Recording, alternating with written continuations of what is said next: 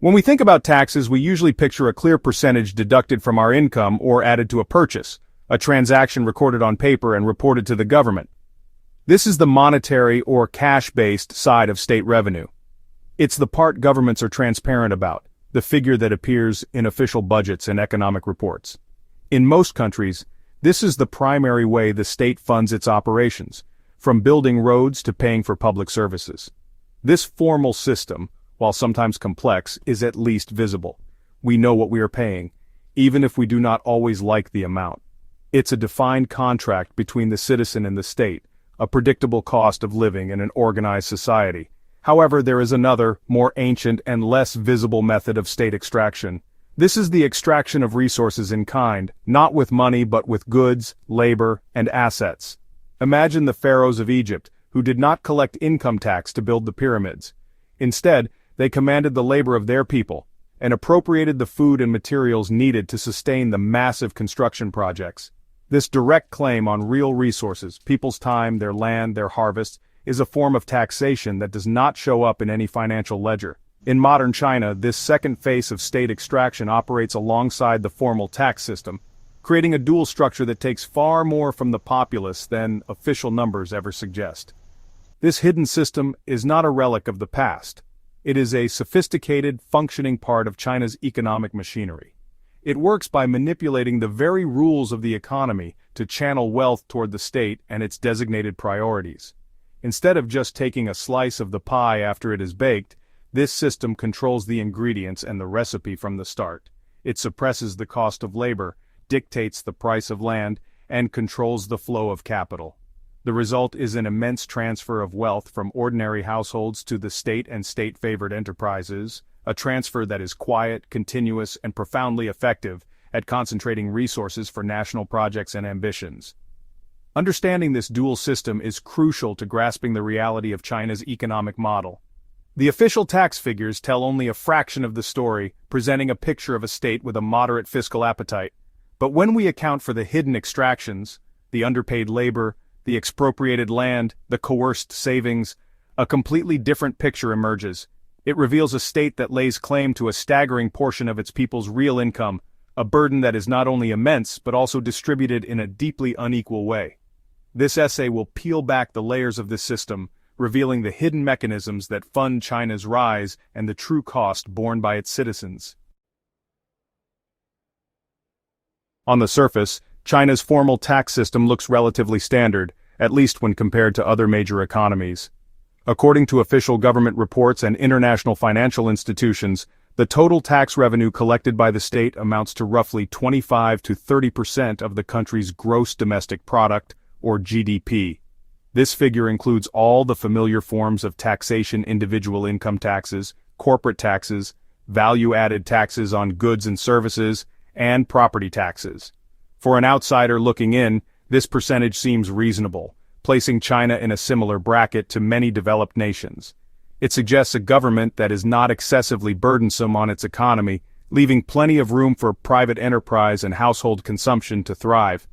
However, even the official story has its less visible chapters. Beyond the main budget, the Chinese government operates several off-budget accounts that capture significant streams of revenue. These are acknowledged by the Ministry of Finance but are not part of the primary tax figures. The largest of these is the revenue from land transactions, where local governments lease out state-owned land for commercial development.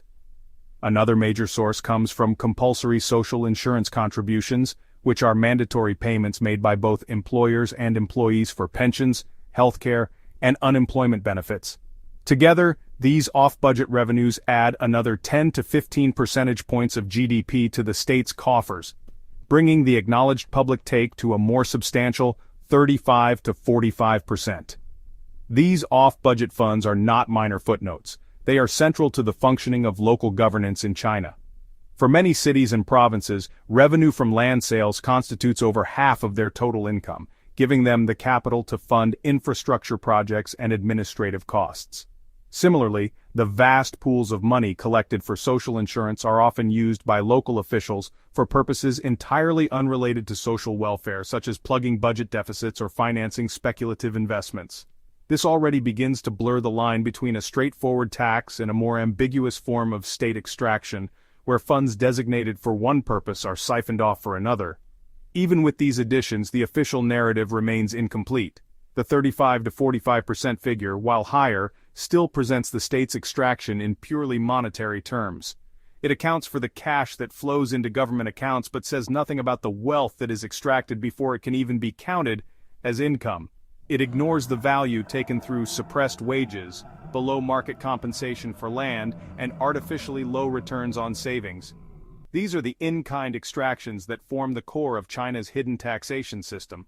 To find the true cost of the state, we must look beyond the ledgers and into the rules that govern the daily economic lives of its people. One of the most powerful and lucrative tools of hidden extraction in China is the state's control over land.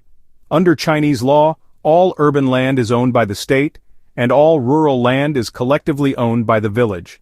However, local governments have the authority to expropriate rural, collectively owned land, reclassify it as state-owned urban land, and then lease its usage rights to real estate developers for commercial, industrial, or residential purposes.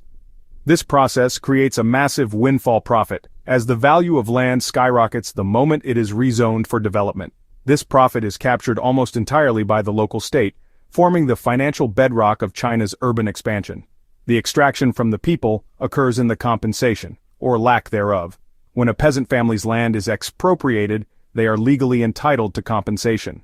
However, this payment is typically based on the land's low agricultural output value, not its massively inflated future commercial value. A plot of farmland might be valued at a few $1,000s as a field for growing vegetables, but it could be worth millions once slated for a luxury apartment complex. The family receives a pittance based on the former value, while the local government reaps the immense profit from the latter. This is a direct, in-kind transfer of an asset's value from the rural household to the state. This mechanism has been the primary engine funding the spectacular transformation of China's cities. The gleaming skylines of Shanghai, Shenzhen, and Chongqing were not built primarily on tax revenues, but on the proceeds from converting vast tracts of surrounding farmland into urban real estate. For local governments, which are often restricted from borrowing directly or levying new taxes, land sales became the go-to source for off-budget financing. This created a relentless incentive to seize more and more land, fueling a construction boom of historic proportions, while systematically dispossessing millions of rural residents of their primary asset and livelihood. The social consequences of this land grab are profound. While some families have been adequately compensated, many have received far too little to secure a new life in the city, leading to widespread social unrest and countless local protests. The system effectively forces the rural population to subsidize the country's urbanization at their own expense. They lose their land, the foundation of their economic security for generations, in exchange for a one-time cash payment that rarely reflects its true worth. It is a quintessential example of hidden taxation, where the state enriches itself not by taking a percentage of income, but by seizing an asset and capturing its future potential value. Perhaps the largest and most pervasive form of hidden extraction in China is the systematic suppression of wages. This is not a tax that appears on a payslip, it is a pre-tax extraction that lowers the payslip itself. The state rigs the labor market through a series of policies and institutions that ensure a vast and permanent supply of cheap labor. This benefits both state-owned enterprises and private companies, acting as an enormous indirect subsidy that fuels China's high investment rate and export competitiveness. This underpayment of labor is estimated to extract an additional 10 to 15% of the real income that workers would otherwise earn in a free and fair market.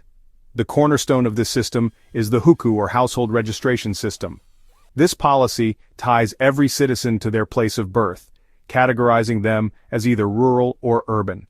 While hundreds of millions of people from the countryside have migrated to cities for work, their rural hukou denies them legal status as urban residents. As a result, they are excluded from the formal urban labor market and cannot access the same public services, such as subsidized education, healthcare, and social security, that their urban-born counterparts enjoy. This creates a massive, vulnerable workforce of migrant laborers who have little bargaining power and are forced to accept lower wages and poorer working conditions. This two-tiered system artificially depresses wages across the entire economy. The existence of a nearly inexhaustible pool of cheap migrant labor puts downward pressure on the wages of regular urban workers as well. Why would a factory owner pay a higher wage to an urban worker when a migrant is willing to do the same job for less? Furthermore, labor unions in China are not independent advocates for workers. The All-China Federation of Trade Unions is a state-controlled body that acts more as an instrument of state policy than a vehicle for collective bargaining, ensuring that there is no organized force to push for higher wages that might challenge the state's economic model. The result of this wage suppression is a long-term trend where economic growth has consistently outpaced wage growth. For decades, the share of national income going to labor has been declining, while the share going to corporate profits and state investment has been rising. An estimate by the International Monetary Fund suggested that this implicit subsidy from households to large corporations was worth about 4% of GDP annually. It is a hidden tax on every worker, paid in the form of a smaller paycheck than the market would naturally provide. This extracted value does not go into a government treasury, but is instead plowed back into building more factories, infrastructure, and corporate assets powering the state's development at the direct expense of its workforce. China is, famous for having one of the highest household savings rates in the world, with families often setting aside up to half of their disposable income. This is partly driven by culture, but it's also a rational response to a weak social safety net, where citizens must save for their own retirement, healthcare emergencies, and their children's education. The state has actually found a way to turn this massive pool of private savings into, another source of extraction through a policy known as financial repression. This works by manipulating the banking system to provide cheap capital for state-owned enterprises, effectively taxing the savings of ordinary people. The mechanism is simple, yet powerful. The government sets a cap on the interest rates that state-owned banks can pay on household deposits. These rates are deliberately kept artificially low, often below the rate of inflation. What this means is that the money a family diligently saves in the bank is actually losing purchasing power over time. While savers are earning a meager return, the state-owned banks turn around and lend that same money to large, politically connected state-owned enterprises at also low interest rates. The difference between what the bank could earn in a free market and the subsidized rate it gives to these SOEs is, honestly, a hidden transfer of wealth from the saver to the state-favored corporation. This is often called a cruel tax on ordinary people because it penalizes the very act of saving, which is, for most households, a necessity. It's a silent and invisible form of extraction. There's no line item for it, no form to fill out. Savers simply receive less interest than their money is worth, and this hidden tax is compounded by a formal one. The government also levies a 20% tax on the interest income that savers do manage to earn from their bank deposits. So households are hit twice, first by the artificially low rates, and then by a direct tax on those meager earnings. The scale of this extraction is enormous. With trillions of dollars sitting in household savings accounts, even a small distortion in interest rates translates into a colossal transfer of resources. This cheap credit is the lifeblood of the state-led investment model, allowing inefficient SOEs to stay afloat and funding massive infrastructure projects that might not be profitable on their own.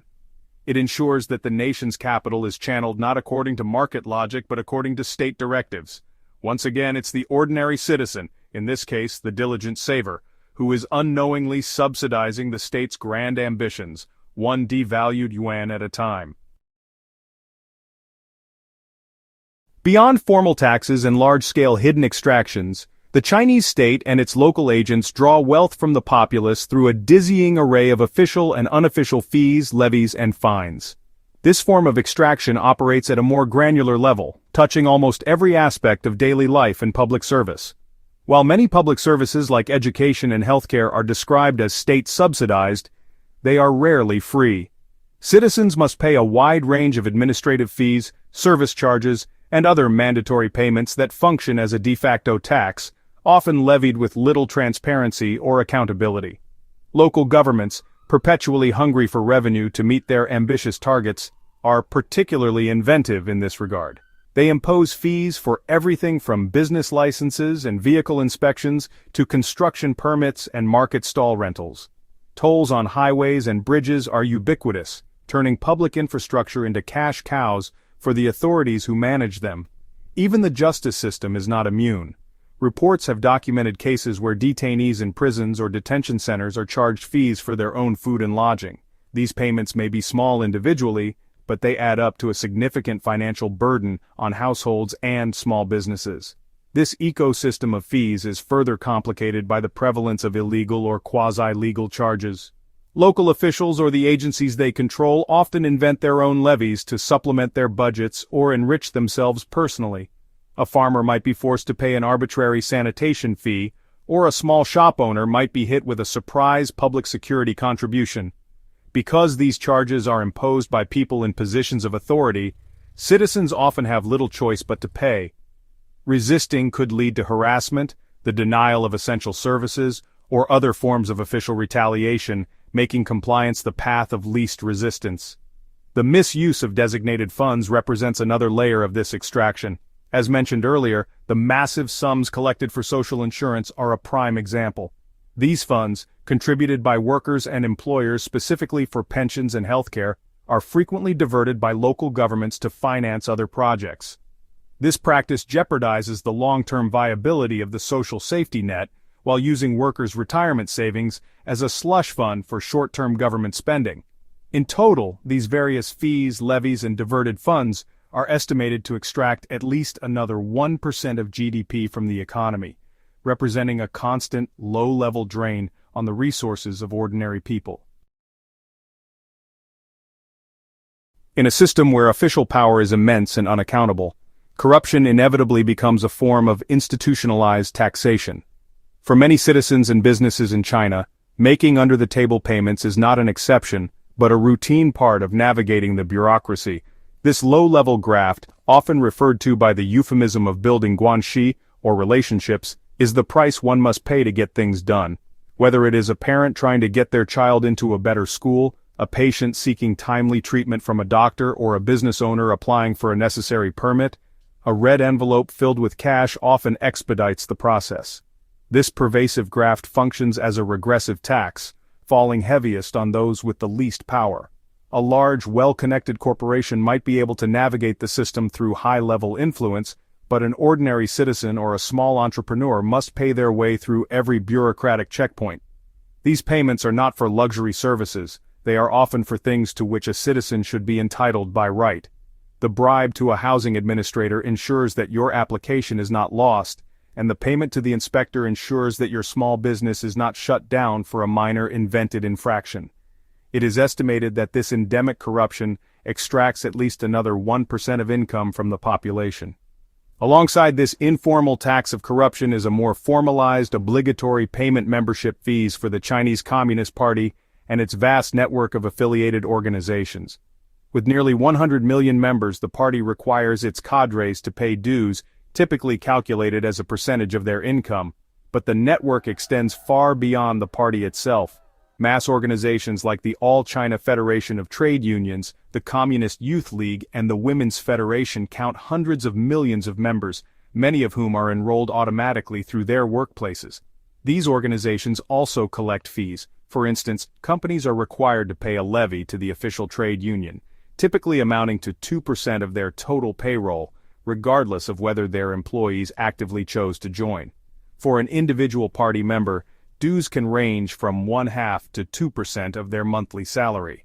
When aggregated across the estimated 500 to 600 million memberships in the party and its affiliate bodies, these fees represent a substantial and compulsory transfer of wealth from individuals and enterprises to the party-state apparatus. This money funds the vast organizational structure that maintains the party's control over society, making it yet another hidden tax that supports the regime. The sheer scale of this comprehensive extraction, combining formal taxes, off-budget revenues, and a multitude of hidden in-kind transfers, is what gives the Chinese state its immense power to shape the physical and economic landscape. When all the pieces are added together, the total state take is not the modest 25 to 30% of GDP seen in official tax receipts. Instead, a conservative estimate suggests the state extracts between 55 and 67% of the population's real income. This staggering figure explains how China can sustain investment rates of over 40% of GDP year after year, a feat unmatched in modern history. It's really the secret ingredient behind the nation's so-called economic miracle. This model of resource mobilization is not entirely new. It echoes the methods used by great empires of the past. The Great Wall was not built with tax dollars, but with the conscripted labor of millions in materials requisitioned from the surrounding lands. The pyramids of Giza rose from the desert through the state's absolute command over its people's time and agricultural surplus. In a similar vein, the futuristic cityscape of Shanghai's Pudong district, with its forest of skyscrapers, was financed less by conventional taxes, and more by the hidden mechanisms of land expropriation and cheap credit drawn from the forced savings of the entire country. This massive concentration of resources allows the state to pursue strategic goals with breathtaking speed and scale. It can fund continent-spanning infrastructure like the high-speed rail network, subsidize the creation of national champions in strategic industries like telecommunications and electric vehicles, and project its power abroad through initiatives like the Belt and Road. More recently, this model has enabled China to dominate global supply chains for critical resources. Its control over rare earth elements, for example, was built on decades of state-supported mining and processing, activities underwritten by the same system of suppressed labor costs and lax environmental standards. The state's use of export restrictions on rare earths and other critical minerals, which began escalating in 2023 and 2024, is a modern expression of this power. By controlling the global supply, China can leverage its industrial dominance as a geopolitical weapon, extracting strategic concessions from other nations. This international leverage is the ultimate return on an investment model funded by the hidden taxes on its own people. The empire's external strength is a direct reflection of its internal capacity to extract wealth, quietly and relentlessly, from every corner of its society. The burden of this grand strategy, however, is not shared equally. The final and most critical question is, who bears the weight of this immense extractive system? The answer is unequivocal. The burden of China's total state take is strongly regressive, meaning it falls most heavily on the poorest and most vulnerable segments of the population. While wealthy urbanites may complain about income taxes or the cost of luxury goods, the true weight of the system is carried by the peasants, migrant workers, and low-income households who are subjected to the most severe forms of hidden extraction. They are the foundation upon which the gleaming edifice of the modern Chinese state is built. Consider the primary mechanisms. The expropriation of land at below-market rates is a tax exclusively on the rural population. The suppression of wages through the hukou system disproportionately harms the 280 million migrant workers who form the backbone of the industrial and construction workforce. The cruel tax of financial repression hurts small savers far more than the wealthy, who have access to more sophisticated investment opportunities to protect their capital from inflation. Even the myriad of local fees and the tax of corruption hit those with the least income and power the hardest, as they have fewer resources to pay or connections to bypass them. In contrast, the beneficiaries of this system are clear: the state itself, its vast bureaucracy, state-owned enterprises, and the politically connected elite. Cheap land, cheap labor, and cheap capital create enormous profits for state-favored companies and fuel the grand projects that enhance the prestige and power of officials. The regressive nature of the extraction system is therefore not an accident, it is a feature. It channels wealth upward, from the many to the few, concentrating resources in the hands of the party state and its chosen agents. This dynamic explains the paradox of a country with incredible national wealth coexisting with persistent and vast income inequality.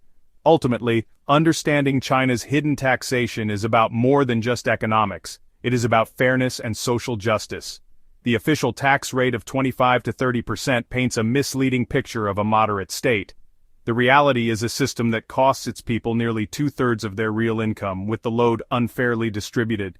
This clarifies why, despite decades of rapid growth, domestic consumption remains relatively weak and ordinary households feel economically insecure.